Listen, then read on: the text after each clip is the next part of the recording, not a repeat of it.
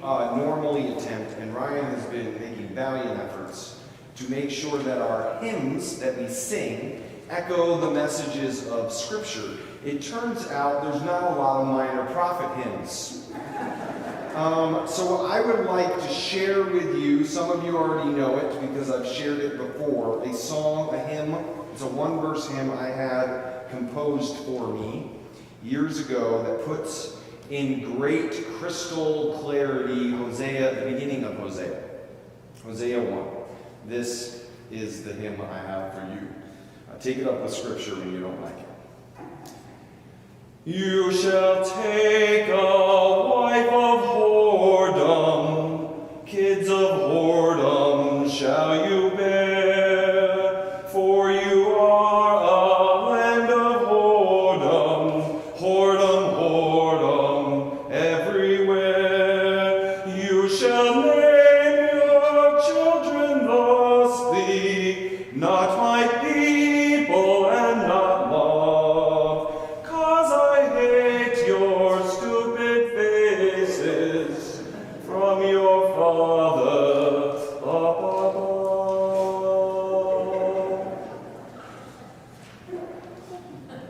That is amazingly close to the scriptural text, except for maybe that last verse, but that's the truer than the actual words version. I like to say that it is very clear in the beginning of Hosea that either Hosea or God or both of them are clearly having a very good or very bad, not so good day. They pick up in that thread where we left off with Amos last week. And by the by, thank you to all of you. I preached 26 minutes last week and you did not get up and walk out. I promise today no more than 29 minutes. So a little bit of a word. So Amos, 760 BCE, life is good, Jeroboam II ruling in Israel, the northern kingdom, Assyria not yet on the horizon, but we see it, and Amos is riled up about cultic practices and social injustices. Somewhat contemporaries a little bit later, this week we're dealing with Hosea and Micah. Hosea is a northern kingdom prophet as well, probably comes a little bit after Amos, far less stylized as a prophet than Amos. Remember, Amos said, I'm just a farmer, but we discussed that that was probably more dissemination than anything for a highly trained rhetorical prophet. Hosea, a little bit less so. Hosea picks up on Amos's critiques of the temple practices. Micah is going to pick up with the social critique of the injustices going on in the marketplace. You heard that in the latter part of the text with the condemnation of the weights and measures, which is a familiar prophetic indictment when you use weights and you say this is a 10-pound weight, but it's really just 5 pounds. And then when you're buying 10 pounds of corn, you only pay for 5 pounds of it. That's the indictment of the weights and measures, and probably something of our understanding of justice tied to such scales. Right? So Micah's on the social justice, marketplace injustices. Hosea is really upset with the temple cult and the worship practices. Micah is in the southern kingdom. He is talking to Jerusalem. Hosea is in the northern kingdom, talking to the state of Israel. And they're going to pick up. Now, we discussed last week, I can't possibly do justice to entire prophetic books in 29 minutes before you. So I have to be a little bit reductionist. So what I'd like to say is, for the larger part of Hosea and Micah, they are every bit as harsh as that hymn suggests and that Amos's voice sounded like. These are a people going through a highly disjunctive part of the life of Israel. And one of the things I think we need to understand that we'll hear in the Hosea text we'll read shortly is they're getting a new understanding of God in this time period. Because as much as we might think this overarching judgment and condemnation and destruction language would come from a God who's getting more and more remote from the people. In fact, in the minor prophets, God starts to draw close to the people in a way God has never done before. Think about Moses. Think about the people under Moses saying, you go up there and talk to God. We want nothing to do with God. And Moses coming back with Moses' face so shining and bright, they insist on veiling Moses' face because they don't want to see this remote, extreme, out there God, known preferably through laws and ways to be. And then we get in this minor prophets, despite this deep condemnation, a far more interpersonal look at a God who's trying to draw closer to God's people. And I want to set that stage because we should understand Hosea was instructed by God to marry a woman who had a less than pure past, to bear children and name them names we would never name our children, as a living into a deep condemnation of the lack of faithfulness God experiences again and again from God's people. The recounting of mighty deeds, the court drama of Micah, the hills and the valleys will be the judge. I am the prosecuting attorney, God says, and you are on trial here for not recognizing and being grateful for my mighty deeds, and for again and again turning away from me in unfaithful practices. This sets the stage for the text that we're going to hear from Hosea 11, which I would entertain from Micah and Hosea is the thread these two minor prophets give us that we haven't heard before. So yes, they have a lot of Amos in them, but this is the sort of the new edition, if you will, that we're going to focus on. And I want to make that clear because it would be unfaithful to the text for me to say this is the only thing they have to say. But this is the addition to the conversation that we need to hear to properly understand the overall work of the minor prophets. Hearing now from Hosea 11 to 9, this as the words of God. When Israel was a child, I loved him, and out of Egypt I called my son. The more I called them, the more they went away from me. They kept sacrificing to the Baals and offering incense to idols. But it was I who taught Ephraim to walk. That's Joseph to walk. I took them up in arms, but they didn't know that it was I who healed them. I led them with cords of human kindness, with bands of love. I was to them like those who lift infants to their cheeks. I bent down and fed them.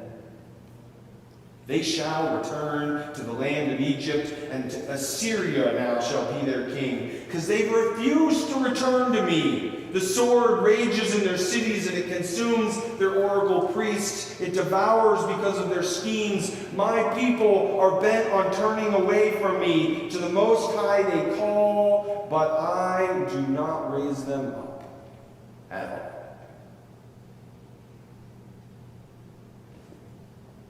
How can I give you up, O Ephraim? How can I hand you over, Israel?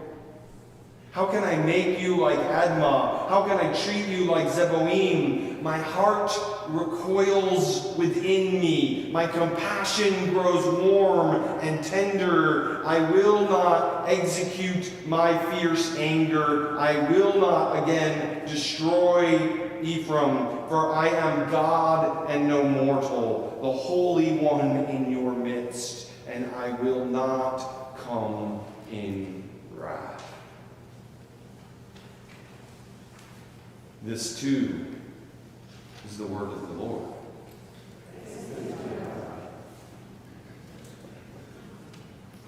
I'm a big fan of a theologian out of Ireland. His name is Peter Rollins. He's not for the faint of heart.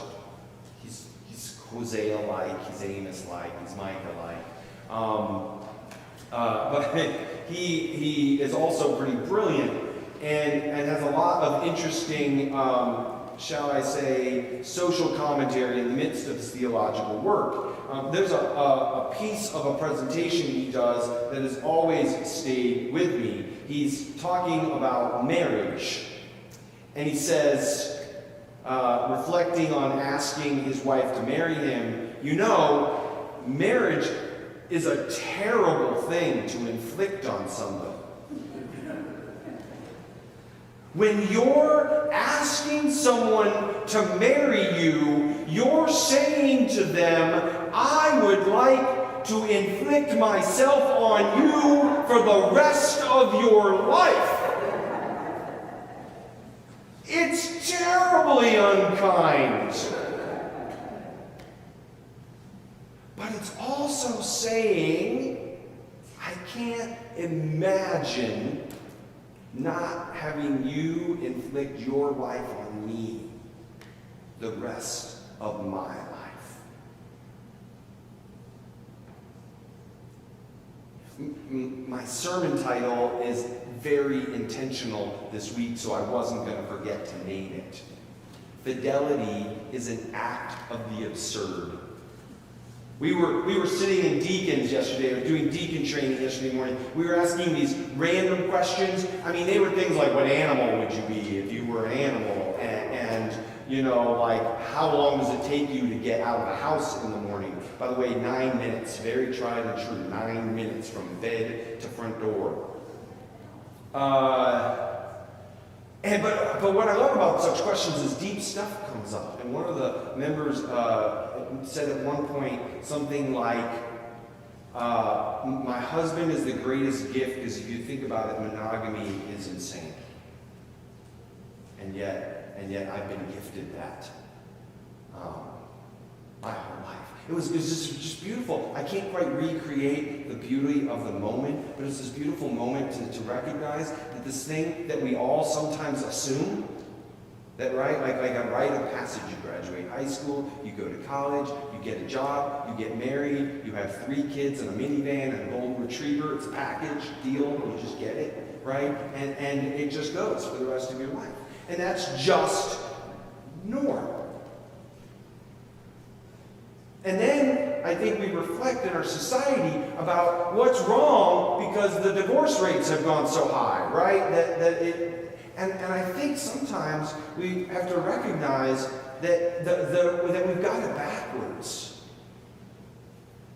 Covenantal fidelity, which marriage is, which our relationship with God is an anomaly. It's an almost impossible reality because we have sicked ourselves on each other for life.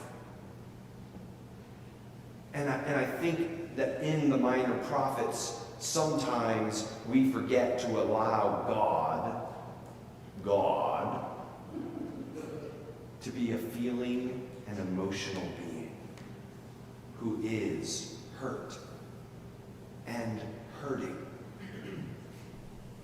Because God's covenantal relationship, the marriage God entered with the people of Israel, has been unrequited, is not mutual, has again and again led to betrayal at the hands. Do you hear the anguish of God? I did these things for you. I did these things for you. And all you had to do was be grateful for it. All you had to do, Micah said, was love, justice, and kindness and walk humbly with me. And that was too much to ask. And I hear in God in that moment the voice of the friend you've got when you're saying to someone, you just need to leave, right? You need to leave Israel behind, God, right? That would be the more rational act. And I think if we don't hear it, we need to in Hosea, that God is literally torn in God's innermost place of being. It says his guts. I wanted that to read bowels. I'm having a bowel movement. For Hebrew, compassion is a bowel movement. It's bubbling up from inside of me in a way that my very being, God said, is tearing me apart, because rationally I know you're never going to live into the vows you promised me. But I love you. And I know you love me too. And it, I think, is tearing God apart. Which is why, for the most part, we hear this dysfunctional, don't get me wrong, dysfunctional, hurtful, toxic articulation of crime and punishment. Because on an intellectual level, God is saying, bad behavior has consequences, and you are going to reap the consequences of your bad behavior. But then we have this moment that happens in the 11th chapter of Hosea, where God says, oh, but I just can't do it. I just can't do it. Because I remember, God switches metaphors here, holding you up as a child against my cheek. I remember feeding you and binding you in clothes of love. And then God does what I think is incredibly counterintuitive. It's part of a movement during which the minor prophets are coming to understand God in a way Israel has never understood God before. Because one of the things we define God is unchanging. But that's not God's self-definition here, is it? It says, but I'm God, not mortal, so I can change my mind. And God redefines, flips that script, and says, I'm not bound by my own desire for justice right now. I'm God, which means I'm unbound. And I choose, again, the absurd, the fidelity, the love of my people. Come what may. Understand this. Micah and Hosea do not say there's a way out of the destruction that is coming down on them. But it does say that God will remain with God's people. And God will remain working towards a future that may be better than the present, with those that survive the coming conquests, the coming deportations, the coming upheaval of the national world order. Because God does not have it in God's being to abandon us to our own devices.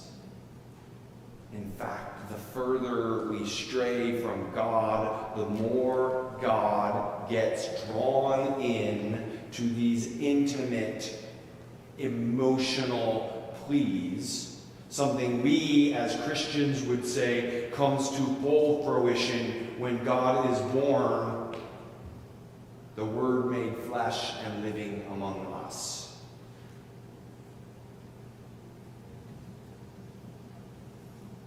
Relationships are hard work. I don't need to tell you that. And right now I've been reminding folks everywhere I go that if you look at the COVID caseload chart, it also reads like the emotional stress we're all carrying from the world around us.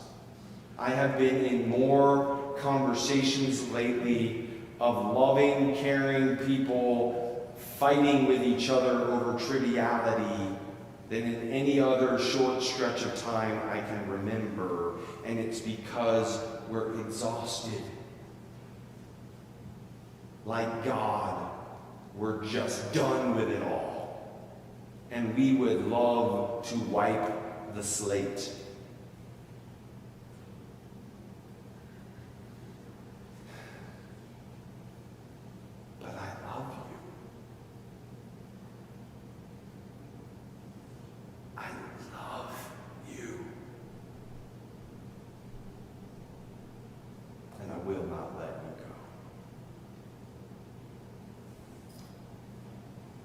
This is the word of the Lord.